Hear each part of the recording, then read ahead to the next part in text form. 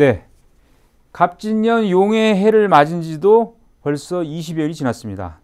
이제 한 달 가까이 되는데요. 오늘은 특별한 손님을 모셨습니다. 조계종의 입법기구 중앙종회를 대표하는 스님이시죠. 주경 스님을 초대했는데, 주경 스님은 동국대 재학 시절에 한국 대학생 불교연합에서 활동하셨고 해인사 승가대학에서 수학했습니다.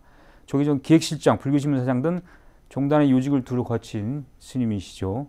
직접 모셨습니다. 스님 안녕하십니까? 예, 반갑습니다. 예. 자, 중앙종회 의장 소임을 맡으신 지도 제가 보니까 1년하고도 2개월, 2022년 이제 말쯤에 맡으셨잖아요. 예. 그러면 종회의장을 벌써 이제 1년 넘게 하셨는데 혹시 소감이 좀 어떻습니까?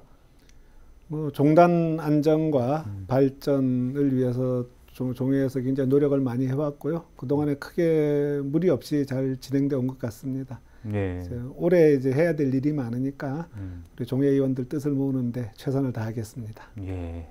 사실 중앙종회 굉장히 중요한 조직이죠. 왜냐하면 한국 불교의 위상을 높이기 위한 여러 방안들을 강구해야 하고 또 여러 법적 제도적 규정을 이제 이 시대에 맞게 또 이제 현재 상황에 맞게 정비하는 역할을 해야 되는데 입법 활동을 하는 거 아니겠습니까? 예, 그렇습니다. 그렇기 때문에 그동안 좀 성과가 있다면 어떤 게 있었고 또 정당 발전에 영향을 준 부분이 있다면 어떤 게 있다고 보십니까?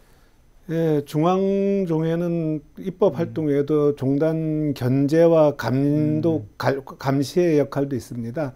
사실은 이제 행정부가 모든 일을 중점적으로 해나가지만 행정부가 방향을 설정하는 데 있었고 어려움이 있을 그렇죠. 수도 있고 그다음에 일을 해나가는 데 있었고 책임감이나 그다음에 그런 평가 부분에서도 확신을 못 가질 수 있거든요. 중앙종회 의원들은 전국 본사들의 어떤 대표적인 스님들 그다음에 그렇죠. 또 직능의 대표자들이 81명이 모여있기 때문에 종단의 행정과 방향 설정이 옳은가에 대한 것부터 해갖고 집행한 일들에 대해서 평가도 하고 또 각 교구 본사에 대한 이제 종정 감사를 가서 살펴도 봅니다. 작년에는 특히 이제 종정 감사를 가지고 그 본사들의 살림살이 또 주요 기관의 살림살이들을 살펴봤는데 이런 과정에서 종회의원 전원이 감사를 갔습니다.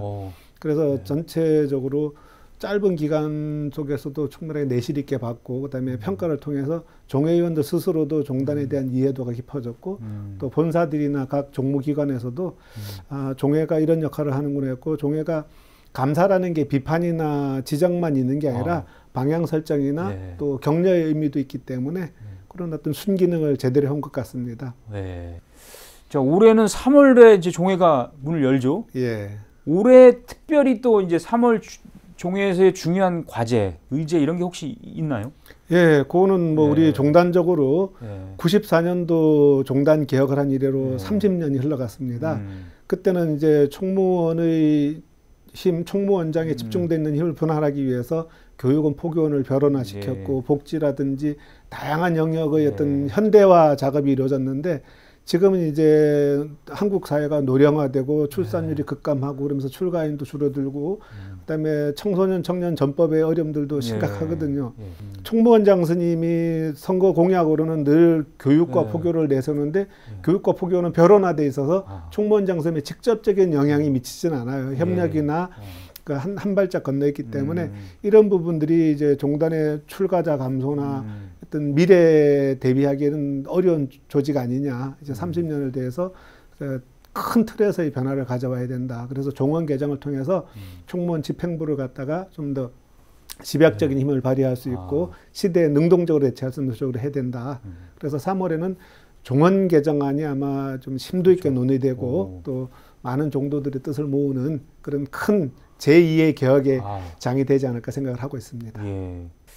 사실 뭐 스님도 늘 말씀하시지만 우리 삶이 언제 뭐 힘들지 않았던 적이 없습니다만 요즘 특히 얘기 많이 하는 것이 인구 절벽, 종교인 감소. 그러니까 이제 출산율도 굉장히 낮잖아요. 우리나라 세계적으로 낮은데 그러다 보니까 이게 우리 삶의 큰 위기 요인이 되고 있고 또 전쟁, 분교 이런 게 너무 많습니다. 전 세계적으로 우리나라 내부에서도 갈등이 많고 그럼 불교가 좀 희망의 메시지 좀 전해야 하지 않을까요? 이런 상황에서. 근데 한국 사람들이 깊은 병이 들어 있는데 그 병이 뭐냐면 상대적 빈곤감입니다. 상대적 차별감.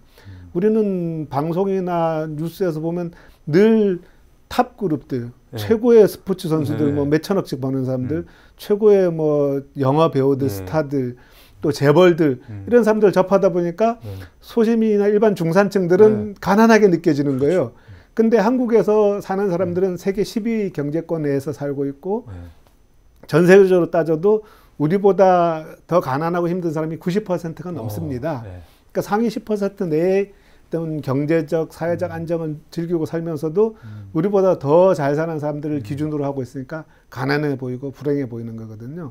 이 부분을 버린다 그러면 우리는 좀 행복해질 것 같고 또 우리가 가지고 있는 그런 것들을 충분히 누린다고 한다면 전쟁과 어떤 그런 난민으로 떠돌고 있는 사람들 또 질병에서 벗어나지 못한 사람들 또 굶주림의 고통에서 벗어나지 못하는 아프리카나 이런 가난한 나라 사람들을 지원할 수 있는 힘이 있을 거거든요. 내가 한 끼 굶고 그 사람들에게 한 끼만큼의 음식을 지원해주고 그 재정적 지원을 해준다면 아마 저는 더 행복해질 거라고 보거든요. 근데 나보다 손에 미치지 않고 쳐다볼 수도 없는 부자들을 기준으로 삼으니까 가난해 보이고 불행해 보이는 거거든요. 저는 그래서 지금 한국 불교 화두로 청년 포교, 젊은 대학생 포교.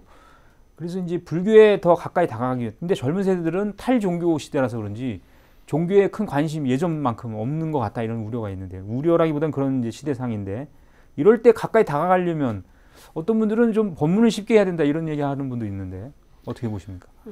청년들이 종교에 관심 없는 건 제도 종교, 틀에 박힌 종교, 우리 기성인들이 생각하는 교회 가고 절에 가고 법회 보고 하는 그런 종교에 관심이 없다는 거지 고통의 문제에서 관심이 없다는 건 아닐 것 같아요. 삶을 어떻게 하면 더 즐겁고 행복하게 살 것인가, 어떻게 고통을 벗어날 것인가, 이거는 인간이 가지고 있는 근원 문제거든요.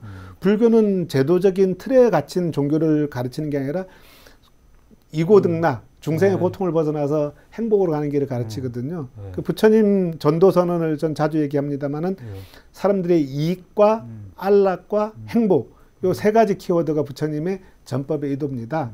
젊은이들이 가장 바라는 게 이익, 안락, 행복이거든요.